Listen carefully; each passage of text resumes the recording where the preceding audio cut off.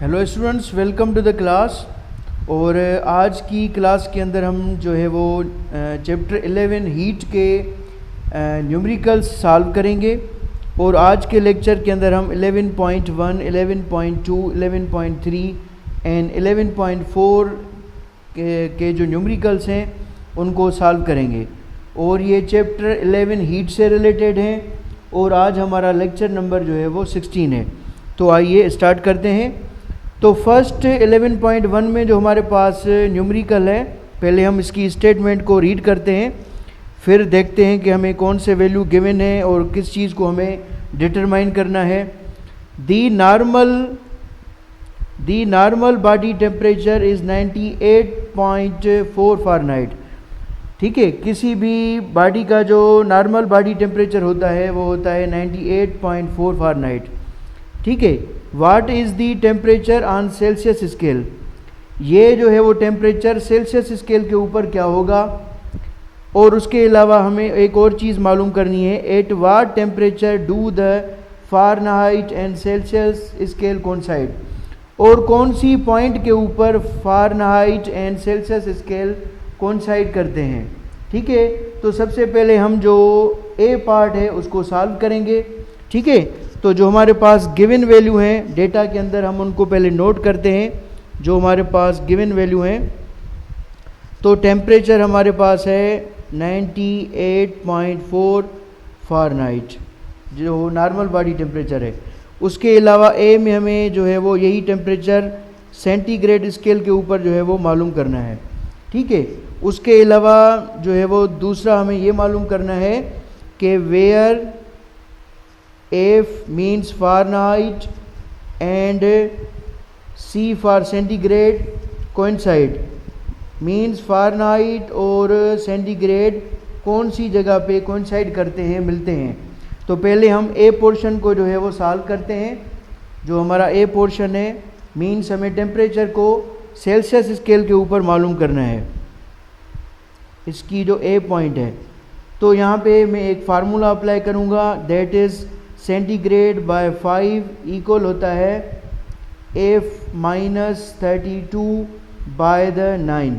ठीक है, तो आप यहाँ पे बाय क्रॉस मल्टीप्लिकेशन करवा सकते हैं। तो ये हमारा फार्मूला हो जाएगा सेंटीग्रेड इंटू 9 इक्वल हो जाएगा F-32 इंटू द 5। ठीक है, तो इससे अगर आपको सेंटीग्रेड को अगर आप सेपरेट करना चाहें तो सेंटीग्रेड इक्वल हो जाएगा F-32 into 5 and divided by the 9। ठीक है, तो हम इसके अंदर वैल्यूज़ जो हैं वो अपने पुट कर सकते हैं। सेंटीग्रेड सेम लिखेंगे और फ़ारेनहाइट का हमें वैल्यू दिया गया है, यहाँ पे हम इसका वैल्यू पुट करेंगे, दैट इज़ 98.4 माइनस की साइन 32 सेम रहेगा into 5 and divided by the 9। ठीक है, तो जब आप इसकी टोटल कंप्लीट सॉल्यूशन करेंगे तो आपका जो ऑलमोस्ट आंसर है वो आ जाएगा सेंटीग्रेड का, वो आ जाएगा 36.88। ठीक है, तो ये आपके फर्स्ट जो आपका पोर्शन है उसका आंसर है। ठीक है, मीन्स फ़ारेनहाइट 98.4 फ़ारेनहाइट इक्वल होता है 36.88 डिग्री के।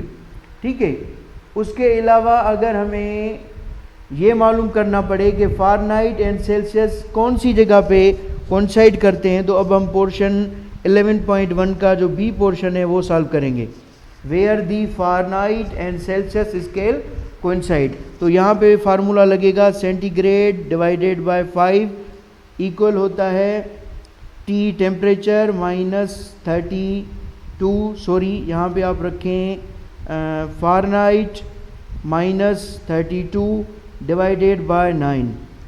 ठीक है, तो यहाँ पे जो आपका सेंटीग्रेड है वो क्या है, टेम्परेचर है, और आपका फ़ारेनहाइट क्या है, वो भी टेम्परेचर है। तो C इक्वल हो जाएगा T के, means it is also the temperature, और F आपका इक्वल हो जाएगा T के, क्योंकि ये भी क्या होता है, टेम्परेचर होता है। तो आप इनके जगह पे T पुट कर सकते हैं। तो यहाँ पे ऊपर वाली जगह पे हम C की जगह पे T और F की जगह पे T पुट करेंगे, तो ये हो जाएगा T/5 इक्वल हो जाएगा T माइनस 32/9 के। ठीक है, उसके अलावा आप क्या करवाएंगे, यहाँ पे करवाएंगे बाय क्रॉस मल्टीप्लिकेशन, जिसको मैं शॉर्टली लिख रहा हूँ BCM। ठीक है, ये टर्म यहाँ पे मल्टीप्लाई हो जाएंगे, नीचे वाले ऊपर वालों के साथ मल्टीप्लाई हो जाएंगे। तो यहाँ पे आपके पास आ जाएगा 9T इक्वल हो जाएगा 5T, और जब आप 32 और 5 को आपस में करेंगे तो ये आपका आंसर आ जाएगा -160। ठीक है, उसके अलावा आप यहाँ पे देख सकते हैं 5T यहाँ पे आपका क्या है, प्लस का है, ये इस साइड पे जाएगा तो नेगेटिव का, तो क्या हो जाएगा 9T minus 5T equal to -160। ठीक है, तो हम इसको, आपको पता है 9T से 5T जाएंगे तो कितने बचेंगे हमारे पास, तो हमारे पास आंसर बचेगा 4T, और ये इक्वल होगा -160 के। ठीक है, उसके अलावा अगर आप T का वैल्यू डिटरमाइन करें तो 4 वहाँ पे जाके क्या करेंगे, डिवाइड करेंगे, तो -160 को अगर आप 4 से डिवाइड करेंगे तो आपका जो आंसर आएगा दैट इज़ -40 डिग्री। ठीक है, तो -40 डिग्री वो टेम्परेचर होता है जहाँ पे सेल्सियस एंड फ़ारेनहाइट स्केल जो होते हैं वो कोइंसाइड करते हैं।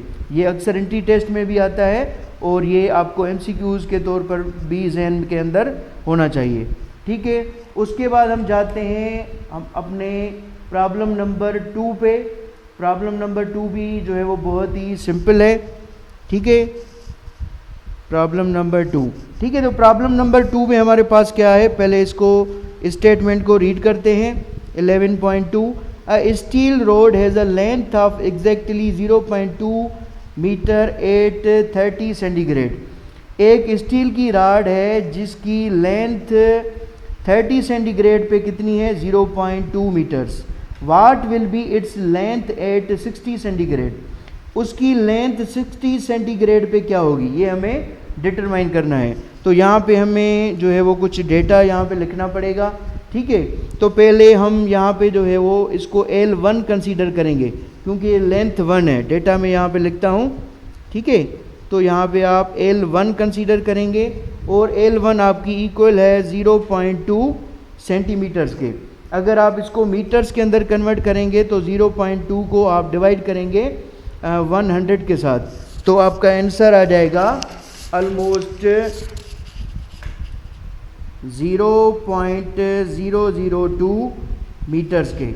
ठीक है, उसके अलावा जो स्टील का अल्फ़ा यानी कोएफिशिएंट ऑफ अल्फ़ा का जो वैल्यू होता है वो भी हमें यहाँ पे लिखना पड़ेगा, क्योंकि उसकी भी हमें सॉल्यूशन में ज़रूरत पड़ेगी। तो वो होता है स्टील का 1.1 × 10⁻⁻5 केल्विन इनवर्स। ठीक है, उसके अलावा जो हमारा इनिशियल टेम्परेचर है स्टील का उसको हम T1 से रिप्रेजेंट करेंगे, एंड दैट इज़ 30 सेंटीग्रेड। उसके अलावा जो हमारा T2 टेम्परेचर है दैट इज़ 60 सेंटीग्रेड।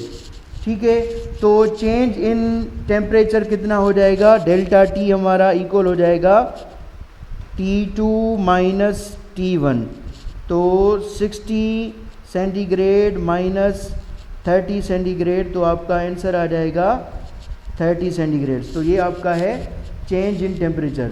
तो हमें मालूम क्या करना है, हमें मालूम करनी है L2, वो लेंथ जब हम टेम्परेचर को इंक्रीज़ कर रहे हैं वो हमें क्या करनी है, डिटरमाइन करनी है। ठीक है, तो हम नेक्स्ट स्लाइड पे जाते हैं। अब आते हैं सॉल्यूशन पे। ठीक है, तो हमें फार्मूला की हेल्प जो है वो चाहिए, तो हम यहाँ पे फार्मूला अप्लाई करेंगे। L2 इक्वल होता है L1 into 1 plus alpha delta T के। ठीक है, अब हमें इसके अंदर जो वैल्यूज़ गिवन है वो हमें क्या करने हैं, पुट करने हैं। तो L2 आपका सेम रहेगा क्योंकि ये हमें डिटरमाइन करना है।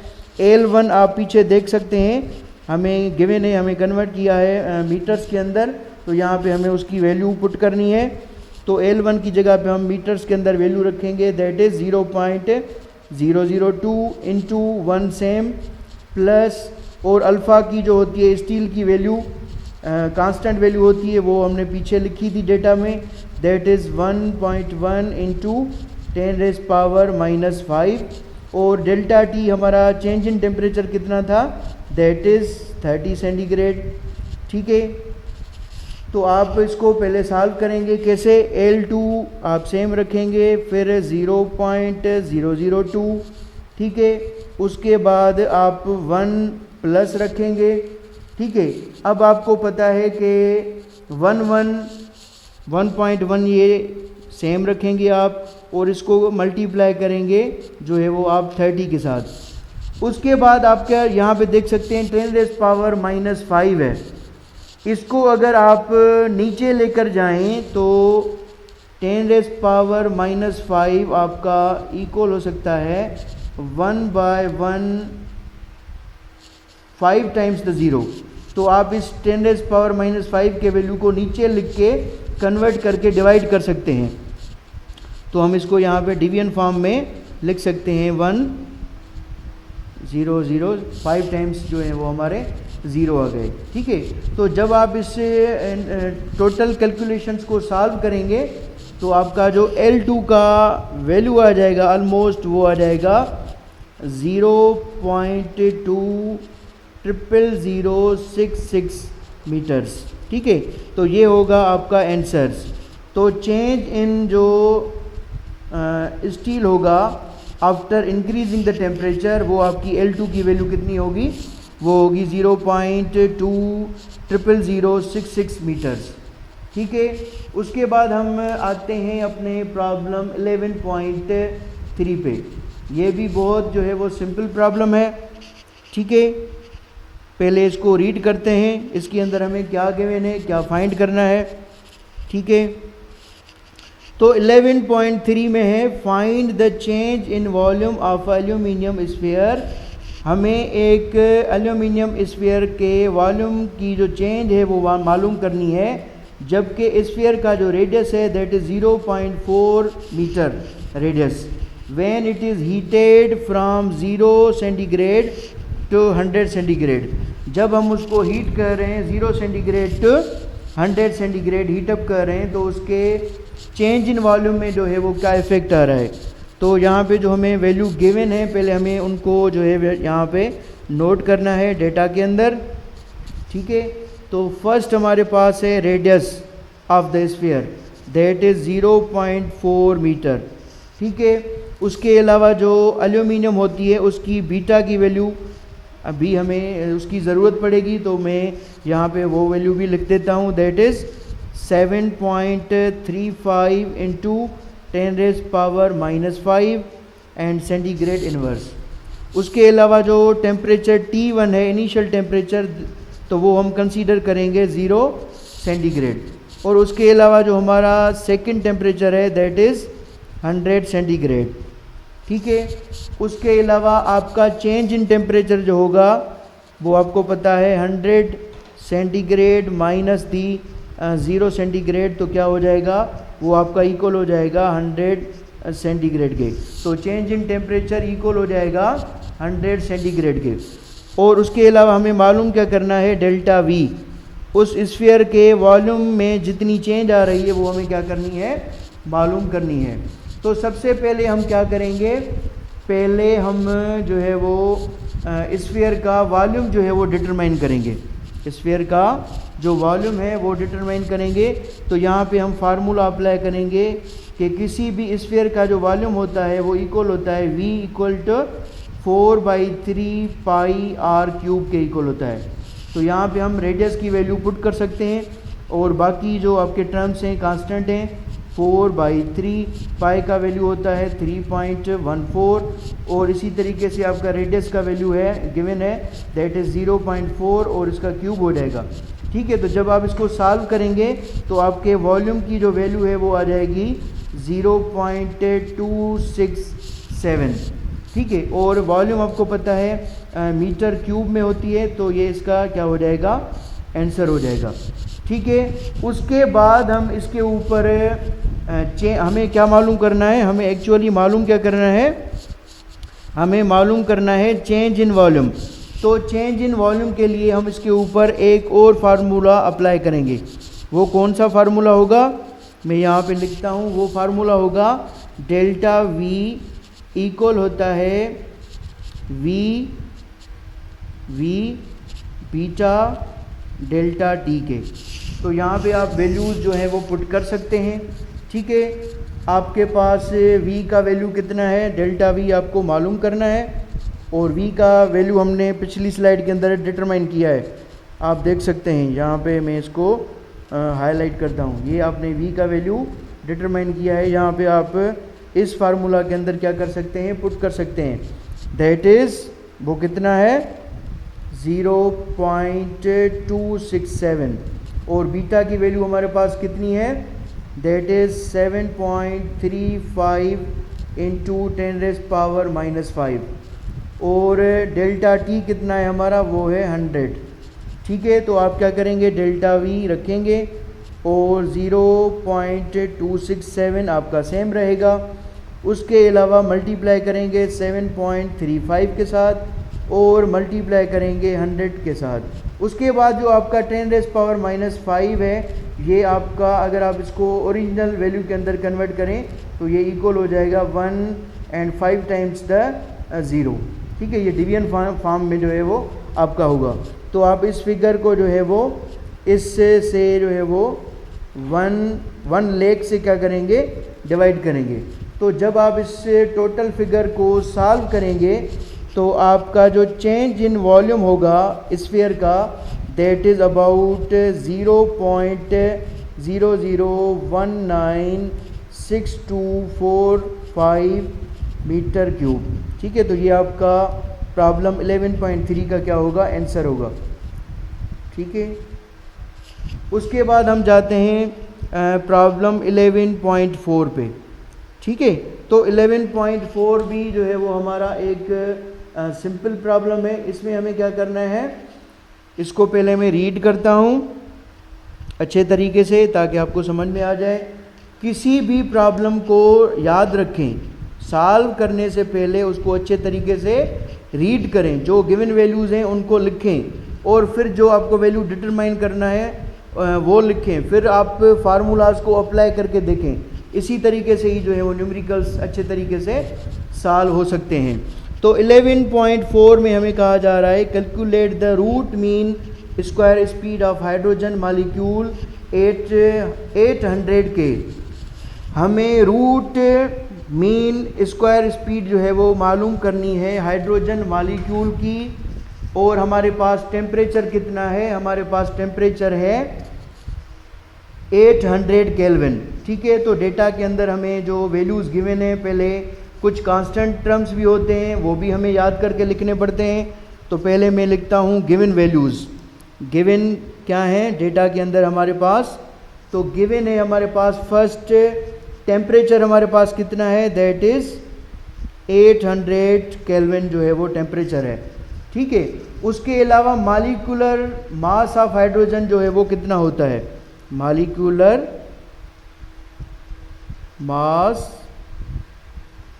ऑफ हाइड्रोजन, क्योंकि आप हाइड्रोजन की जब रूट मीन स्क्वायर स्पीड मालूम करेंगे तो इस वैल्यू की आपको ज़रूरत पड़ेगी। तो ये वैल्यू होता है 2 × 10⁻³ kg के। ठीक है, उसके अलावा आपका जो जनरल कांस्टेंट गैस कांस्टेंट होता है R, उसकी वैल्यू इक्वल होती है 8.314 जूल पर मोल इनटू द केल्विन। ठीक है, अब हमें मालूम क्या करनी है, हमें मालूम करनी है root mean square speed, VRMS से हम इसको क्या करते हैं, शो करते हैं। ये हमें क्या करनी है, डिटरमाइन करनी है। तो यहाँ पे सॉल्व करने से पहले मैं नेक्स्ट स्लाइड पे जाता हूँ।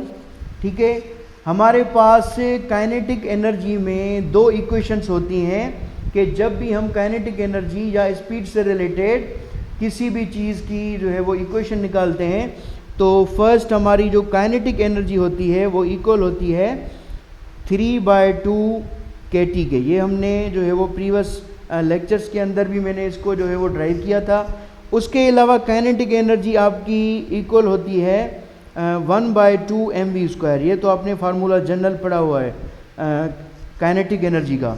तो हम क्या कर सकते हैं, कंपेयर कर सकते हैं equation 1 and 2। Compare 1 and 2, equation 1 and 2 को जब हम कंपेयर करेंगे तो आपकी इक्वेशंस क्या आ जाएंगी, आपकी इक्वेशंस आ जाएंगी, एक साइड आ जाएगा 3/2 kT और ये इक्वल हो जाएगा 1/2 mv² के। ठीक है, अगर हम इसको और भी जो है वो सिंपल करना चाहते हैं तो हम क्या करेंगे, बोथ साइड इक्वेशंस को मल्टीप्लाई करेंगे 2 से। ठीक है, तो मल्टीप्लाई बोथ साइड बाय 2 से हम क्या करेंगे, मल्टीप्लाई करेंगे। तो यहाँ पे क्या हो जाएगा 3/2 इंटू 2 kT और यहाँ पे क्या हो जाएगा 1/2 इंटू 2 mv²। ठीक है, तो यहाँ पे 2 क्या हो जाएंगे, कैंसिल, यहाँ पे भी 2 कैंसिल हो जाएंगे। तो यहाँ पे आपकी इक्वेशन किस तरीके से हो जाएगी, आपकी इक्वेशन हो जाएगी 3 kT आपका इक्वल हो जाएगा mv² के। ठीक है, और आपका जो v² है, अगर हम इसकी वैल्यू लें, यहाँ पे मैं इसको हाईलाइट करता हूँ, अगर हम इसकी वैल्यू जो है वो सेपरेटली इस तरीके से फार्मूला को अरेंज करें तो हम किस तरीके से लिखेंगे, v² आपका इक्वल हो जाएगा 3 kT/m²। ठीक है, उसके अलावा आपकी जो रूट मीन स्क्वायर स्पीड होती है, इसमें आपके जो होते हैं हाइड्रोजन में नंबर ऑफ मॉलिक्यूल्स भी होते हैं। तो हम इस इक्वेशन को Na के साथ भी क्या करते हैं, रिप्रेजेंट करते हैं और मल्टीप्लाई करते हैं। तो v² इक्वल हो जाएगा, ये आपका फार्मूला कन्वर्ट हो जाएगा 3 kT/m और इसको हम मल्टीप्लाई करेंगे Na के साथ। ठीक है, उसके अलावा हम आगे चलेंगे, जो आपका k होता है, k यहाँ पे जो मैं इसको हाईलाइट करता हूँ।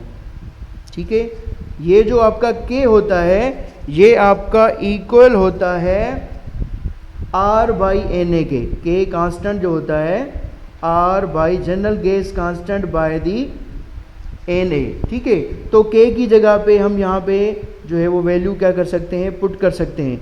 तो आपका v² इक्वल हो जाएगा किस फैक्टर के, 3 आपका सेम रहेगा। ठीक है, और यहाँ पे क्या हो जाएगा आपका k की जगह पे वैल्यू पुट करें तो ये हो जाएगा RT आपका सेम इंटू Na सेम रहेगा और अपान में क्या हो जाएगा, m आपका पहले भी था और Na जो है वो यहाँ पे आ जाएगा। तो यहाँ पे आप देख सकते हैं 2 टर्म्स जो है वो यहाँ पे कैंसिल हो रहे हैं। कौन कौन से 2 टर्म्स यहाँ पे कैंसिल हो रहे हैं, Na एंड Na, ये दोनों टर्म्स क्या हो जाएंगे, आपके एक दूसरे के साथ कैंसिल हो जाएंगे। तो जस्ट आपके पास क्या बचेगा, रूट मीन स्क्वायर जो होगी स्पीड, में नेक्स्ट स्लाइड पे जाता हूँ, v² जो होगा आपका वो इक्वल हो जाएगा 3RT/m के। ठीक है, उसके अलावा यहाँ पे आप देख सकते हैं स्क्वायर है। ठीक है, यहाँ पे v के ऊपर स्क्वायर है, अगर हम इसका स्क्वायर जो है वो ख़त्म करते हैं तो इक्वेशन की दूसरी साइड पे क्या आ जाएगा, अंडर रूट आ जाएगा। ये एक मैथमेटिकल रूल होता है। तो v आपका इक्वल हो जाएगा √3RT/m। ठीक है, उसके बाद आप क्या करेंगे, इस फार्मूला के अंदर जो आपके गिवन वैल्यूज़ हैं आपको क्या करने हैं, पुट करने हैं। तो अंडर रूट सेम आपका रहेगा, 3 कांस्टेंट है। उसके अलावा जनरल गैस कांस्टेंट की वैल्यू क्या होती है वो आप यहाँ पे रखेंगे, वो होती है 8.314। उसके अलावा आपका जो T है ये टेम्परेचर को डिफाइन कर रहा है, तो टेम्परेचर की वैल्यू थी 800 और M की वैल्यू हमारे पास क्या है, हाइड्रोजन का जो मास था हमने कितना लिया था वो भी कांस्टेंट वैल्यू था। मैं पीछे जाता हूँ आपको दिखाता हूँ, मैं भी भूल चुका हूँ क्या था, तो यहाँ पे लिखा हुआ है। ठीक है, ये आप देख सकते हैं 2 × 10⁻³ kg। तो ये अब हमें इस फार्मूला के अंदर क्या करना है, पुट करना है। यहाँ पे पेन को सिलेक्ट करें, 2 × 10⁻³ ठीक है, तो जब आप इस सारे वैल्यूज़ को सॉल्व करेंगे तो जो आपकी रूट मीन स्क्वायर का जो आपका वैल्यू होगा, रूट मीन स्क्वायर स्पीड जो होगी जिसको हम v से रिप्रेजेंट करते हैं, उसका वैल्यू जो है वो आपका आएगा 3158.6 मीटर पर सेकेंड। तो ये आपके इस प्रॉब्लम का क्या होगा, आंसर होगा। ठीक है, इंशाल्लाह नेक्स्ट क्लास के अंदर हम और जो नेक्स्ट प्रॉब्लम्स हैं उनको सॉल्व करेंगे। अपना ख्याल रखिए। Thank you, have a nice day.